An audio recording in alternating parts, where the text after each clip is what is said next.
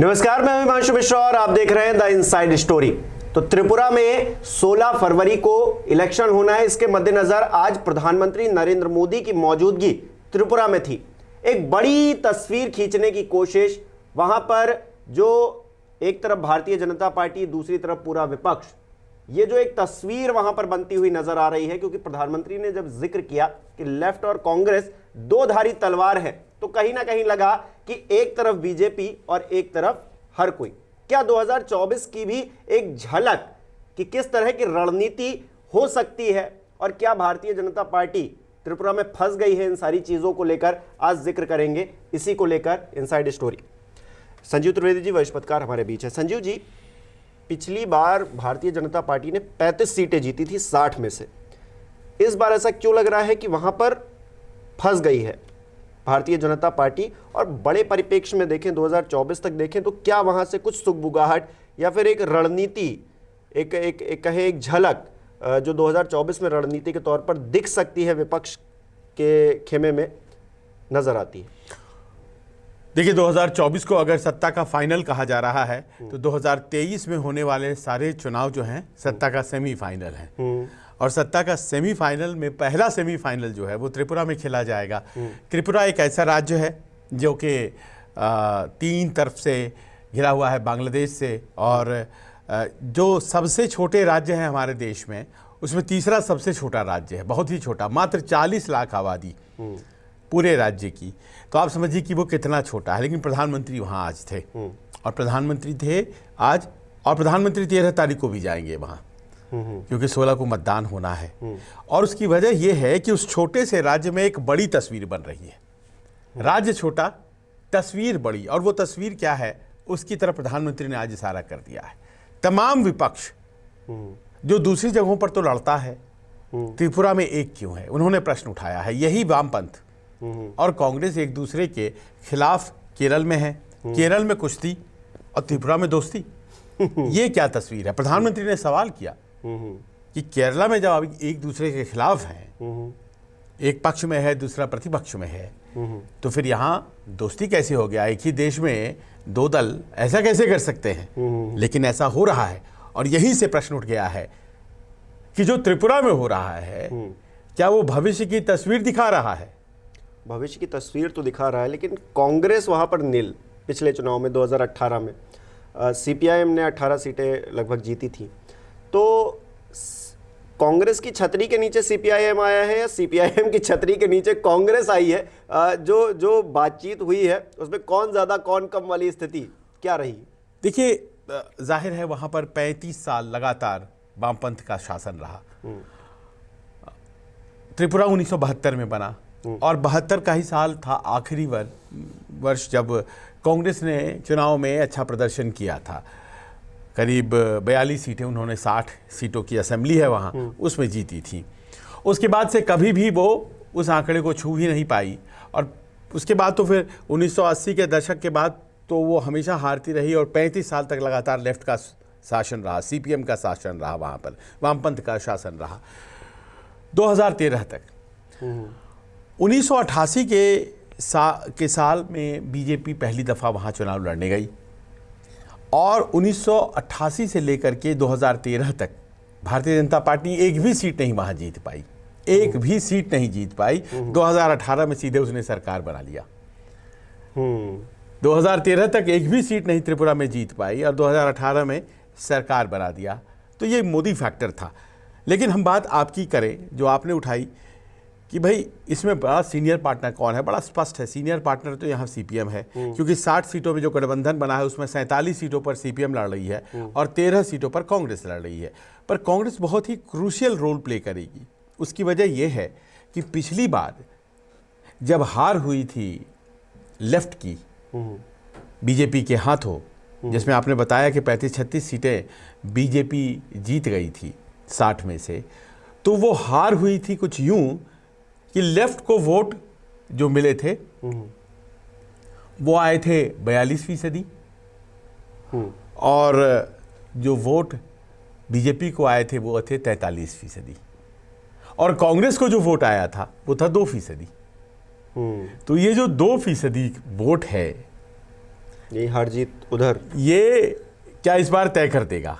और क्या ये जो गठबंधन होने जा रहा है, फिर तो अपने आप ये वोट का गणित बढ़ जाता है ना। जब गठबंधन होता है तो चीज़ें जो हैं वो और बेहतर हो जाती लेकिन हैं। सीटों में वो कन्वर्ट नहीं हुआ। आप देखिए कि उधर 35 सीटें, इधर 18 सीटें, यानी कि एकदम डबल अंतर। भले 1-2% के वोट शेयर का रहा, लेकिन सीटों का बहुत लंबा फर्क, लगभग और दुगनी। ऐसा भी तो संभावना है ना कि ऐसी भी संभावना है कि कई सारी सीटों पर कांग्रेस की वजह से कहीं सीपीएम जीत गई होगी और कहीं बीजेपी हार गई होगी, और कहीं बीजेपी जीत गई होगी कांग्रेस की वजह से और सीपीएम हार गई होगी। इस मामले में तो भारतीय जनता पार्टी को ही ज़्यादा फायदा हुआ पिछली बार, क्योंकि कांग्रेस अलग से त्रिकोणीय संघर्ष हो रहा था। अब दोनों साथ आ गए हैं, क्योंकि पूरे देश में ये साथ आ जाओ विपक्ष, साथ आ जाओ विपक्ष, साथ आ जाओ विपक्ष का नारा चल रहा है, और उसका पहला असर हमें वहाँ दिख रहा है। इतना ही नहीं, प्रधानमंत्री ने यह भी कहा कि टिपरा मोथा एक ऐसा संगठन बना है कि वहाँ के जितने ट्राइबल छोटे छोटे दल हैं उनको एक करके, वहाँ के राजा जो हुआ करते थे उनके लड़के और मौजूदा राजा देव बर्मन साहब, प्रद्योत देव बर्मन ने टिपरा माथा बनाया है। और टिपरा माथा जो है वो कहता है कि जो ट्राइबल इलाके हैं जहाँ के वो पूर्व में राजा हुआ करते थे, उनको अलग त्रिपुरा राज्य बना दो। वो संभव नहीं है, लेकिन वो आंदोलन चला रहे हैं। वो पहले कांग्रेस में थे, लेकिन अब उन्होंने अपना टिपरा मुठा बना लिया है। तो उसमें जितने भी ट्राइबल एरियाज हैं त्रिपुरा के अंदर, ट्राइबल एरिया जो हैं वहाँ पर उनकी पकड़ बहुत ज़बरदस्त है टिपरा मुठा की। और वो वहाँ के जितने भी ट्राइबल ऑटोनमस डेवलपमेंट काउंसिल नाम के एक संस्था को वो चलाते हैं, उस पर उनका कब्जा हो गया है। पूरा जो ऑटोनमस एरिया है, ट्राइबल इलाका है, वहाँ उस पर कब्जा हो गया है। तो आरोप आज प्रधानमंत्री का ये भी था कि कांग्रेस और सीपीएम तो मिल ही गए, वो जो तीसरा पीछे से है वो भी अंदर खाने मदद कर रहा है, यानी कि ऑल अगेंस्ट बीजेपी हो गया है। टिपरा माठा तो सीपीएम और कांग्रेस के खिलाफ बनाई गई थी ना, कि भाई आप हमें राज्य नहीं बनाने दे रहे हैं, टिपरा राज्य अलग होना चाहिए, ट्राइबल्स का राज्य अलग होना चाहिए। अब वो अलग पार्टी है और वो भी अंदर खाने, पीएम का आरोप था कि साथ दे रही है कांग्रेस और सीपीएम अलायंस का। यहाँ तो 1-to-1 हो जाएगा फिर यहाँ तो एक स्थिति ऐसी बन रही है कि टिपरा माठा एक तरफ, कांग्रेस और सीपीएम ये तीनों एक तरफ हो जा रहे हैं और सामने में बीजेपी हो जा रही है। हम लोगों ने कई बार बात की है इसी शो में कि जहाँ त्रिकोणीय संघर्ष होता है वहाँ बीजेपी को फायदा होता है। शायद 1-to-1 जो होने जा रहा है, इसी वजह से बीजेपी परेशान है या फिर फंस गई है वहाँ पर। इसीलिए कि देखिए 1-on-1 फाइट में ये देखना पड़ता है कि 50% वोट कांग्रेस बीजेपी ने लाया है क्या। अब पिछली बार 43% वोट है। 50% वोट अगर आ जाए तो उसके बाद सामने वाले को कितने भी लोग एक साथ जमा हो जाएं, 50% अगर आ गया तो आ गया। तो ये जो क्रूशियल 7% वोट हैं, 50% और इनका 43% था, ये बड़ा फासला है। 5 साल का शासनकाल हो चुका है। शासनकाल कुछ ऐसा चला कि वो बहुत माकूल रहता तो विप्लव देव को नहीं बदला था पिछले साल। तो वहाँ के मुख्यमंत्री को, जैसे गुजरात के मुख्यमंत्री को बदल दिया गया और मानिक साहा को ले आया गया है। वहाँ पे मानिक साहा आ गए।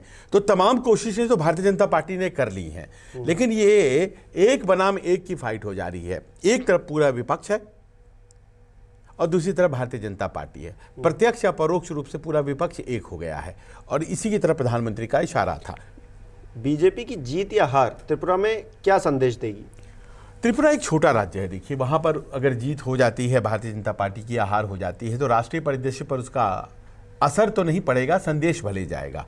क्योंकि अगर कोई राज्य जहाँ पर आपकी पार्टी की सत्ता है, अगर वो पार्टी की सत्ता जो भारतीय जनता पार्टी की है वो लूज कर जाती है, हाथ से चली जाती है, तो विरोधी को तो ये कहने का मौका मिल जाएगा ना कि देखिए इनकी महंगाई और बेरोजगारी को बढ़ाने वाली नीतियों का असर होने लगा है, प्रधानमंत्री का जादू खत्म होने लगा है। शायद ये फॉर्मूला भी विपक्ष को मिलेगा कि एक साथ नहीं आए, या आए तो देखिए क्या हुआ, और नहीं आए तो फिर पुरानी वाली स्थिति हो जाएगी। ये भी एक संदेश, ये भी संदेश चला जाएगा विपक्ष के पास। तो ये बहुत बड़ी बात है। इसीलिए अपने 2% वोट के साथ भी कांग्रेस बहुत महत्वपूर्ण था।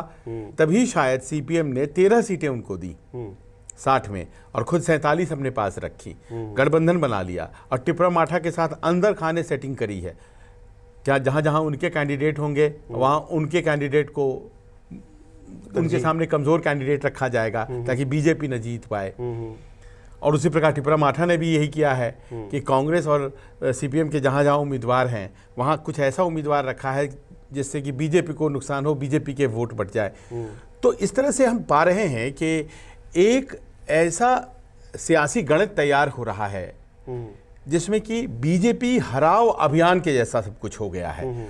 अब ये एक छोटे राज्य त्रिपुरा में चल रहा है, लेकिन इसके बाद जो राज्यों में चुनाव हैं वो छत्तीसगढ़, मध्य प्रदेश, राजस्थान, कर्नाटक जैसे राज्यों में चुनाव हैं।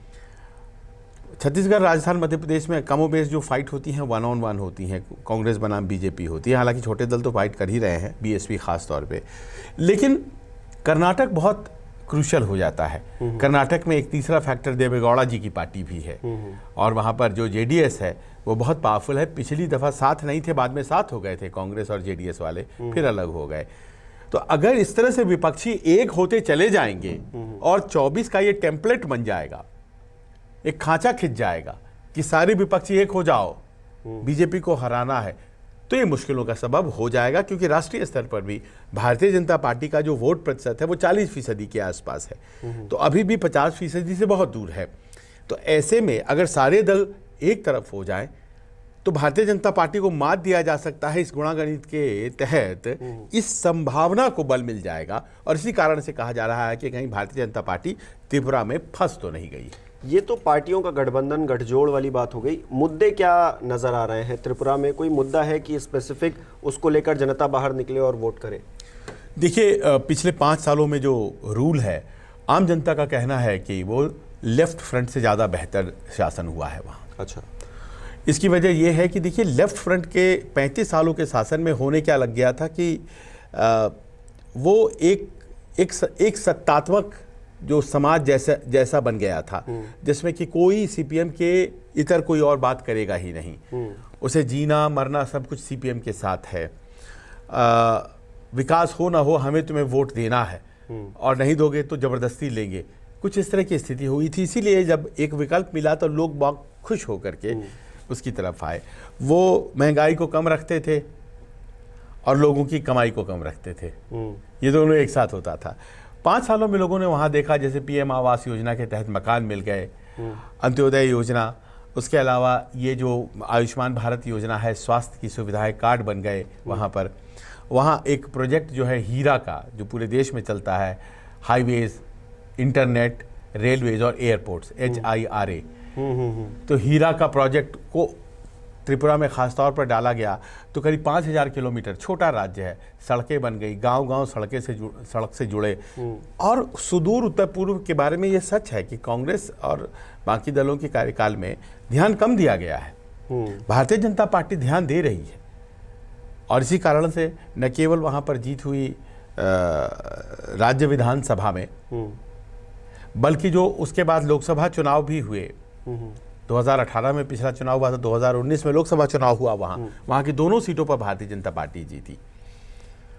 तो ऐसा नहीं है कि भारतीय जनता पार्टी ने शासन नहीं किया, शासन अच्छा किया है। पीएम फैक्टर कितना मायने रखता है? पीएम फैक्टर बहुत मायने रखता है और पिछली दफा जीत की वजह भी पीएम मोदी का चेहरा था। पर दिक्कत यहाँ पर गुणागणित का आ जा रहा है। वोट का गणित जो है वो अगर सबों को एक साथ मिल जाना है और बीजेपी को हराना है तो उसमें करिश्माई छवि भी आखिरकार कितना काम करे। मैनिफेस्टो में कुछ खास नजर आया? मैनिफेस्टो में अब देखिए ना, मैनिफेस्टो में 9 तारीख को आया है मैनिफेस्टो।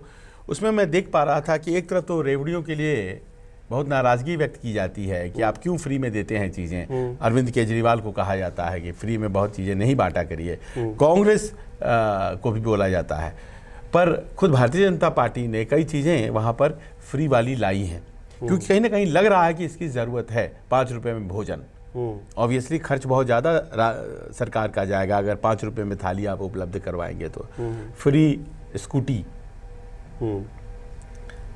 मेधावी बच्चियों को, तो ये सब तो आम आदमी पार्टी के रूल बुक से लिया हुआ लगता है। और तो इस तरह की बातें वहाँ किया गया है, पर वो उसके पीछे वजह भी है। नड्डा जी होकर के आए तो पीएम चले गए, नड्डा जी के पहले अमित शाह जी गए थे, फिर पीएम चले, फिर दोबारा जाने वाले हैं 13 तारीख को। तो कहीं ना कहीं मामला वहाँ पर थोड़ा अभी पिछले दिनों हमारी मुलाकात सीताराम येचुरी जी से हुई, तो वो कह रहे थे कि हम जॉइंट रैली भी करेंगे, और जॉइंट रैली कांग्रेस के नेताओं के साथ अगर हो जाती हैं तो उसका और बड़ा संदेश जाएगा। तो ऐसा लगने लगा है कि भारतीय जनता पार्टी को कहीं बाहरी पार्टी बना करके वहां पर एक गणित जो है रच लिया गया है। अच्छा, एक चीज़ और नहीं समझ में आती है कि कांग्रेस के बड़े नेता राहुल गांधी अभी पूरी यात्रा उन्होंने की, अब वो शांत बैठ गए हैं फिलहाल के लिए। वो इलेक्शन है तो राहुल गांधी का जाना क्या और बड़ा इफेक्ट नहीं डाल सकता है? और राहुल गांधी अभी तक क्यों नहीं गए हैं वहां पर जाकर रैली? वहाँ जाना तो चाहिए, लेकिन चूंकि मात्र 13 सीटों पर कांग्रेस लड़ रही है तो उन्हें लगा होगा हम राष्ट्रीय नेता हैं तो हम कहाँ जाएं। अब ऐसे पिक एंड चूज अगर आप करेंगे तो कैसे होगा? ऐसी पार्टी के साथ आप लड़ रहे हैं जो 24/7 की राजनीति करती है। अगर आप नहीं जाएंगे तो फिर आपको भाई, प्रधानमंत्री पिछली दफा तब जा रहे थे वहां चुनाव प्रचार में जब 0 सीटें थी भारतीय जनता पार्टी के पास, संभावना कुछ नहीं, किसी को पता नहीं है। साल 1988 से लेकर के 2013 तक 0 सीटें थी और 2018 का चुनाव हो रहा था, लेकिन फिर भी उम्मीद के साथ लड़े, मेहनत किया और सरकार बना दी। 35-36 सीटें ले ली, सरकार बन गई 60 में से। तो ये मेहनत जो है, इसमें बाजी तो मार जाते हैं बीजेपी वाले, नो डाउट, और उनकी तरह से अग्रेसिव जिस तरह से इलेक्शन कैंपेनिंग की जाती है, तो इसीलिए शायद ऐसा हो गया है कि हर विपक्षी दल को अब लगने लगा है कि अकेले बीजेपी को हराना नामुमकिन है। और इसीलिए वो बड़ी वाली तस्वीर बनकर सामने आ रही है जिसमें कि सारे विपक्षी अपने आपसी द्वंद्व को भूल करके साथ हो जाएंगे और भारतीय जनता पार्टी को टक्कर देंगे या हराएंगे। चलिए, बैटिंग बॉलिंग तो हो रही है, लेकिन अब 2 तारीख को पता चलेगा जब नतीजे सामने आएंगे। 2 मार्च को त्रिपुरा के नतीजे सामने आएंगे, फिर पता चलेगा कि किसने कितनी मेहनत की। और ये जो CPIM और कांग्रेस पार्टी एक हुई है, इसका कोई फ़ायदा हुआ भी है? और जो बड़ी तस्वीर का जो हम जिक्र कर रहे हैं, वो भी, उसके भी कुछ सवाल जो है निकल कर सामने आएंगे, जवाब निकल कर सामने आएंगे कि आखिरकार फ़ायदा हुआ या नहीं हुआ। हमें कमेंट करके बताएं कि आप क्या सोचते हैं कि त्रिपुरा में किसकी सरकार आने वाली है, कौन ज़्यादा मेहनत कर रहा है, और क्या ये जो बड़ी तस्वीर जिसका हम जिक्र कर रहे हैं वो वहाँ से कुछ संदेश त्रिपुरा से निकल कर सामने आ पा रहा है? हमें कमेंट करके ज़रूर बताएं। बहुत बहुत शुक्रिया।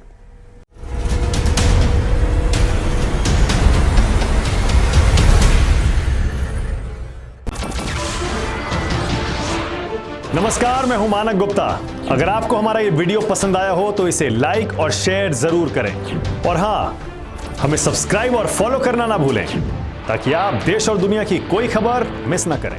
तो जुड़े रहिए हमारे साथ और देखते रहिए News 24।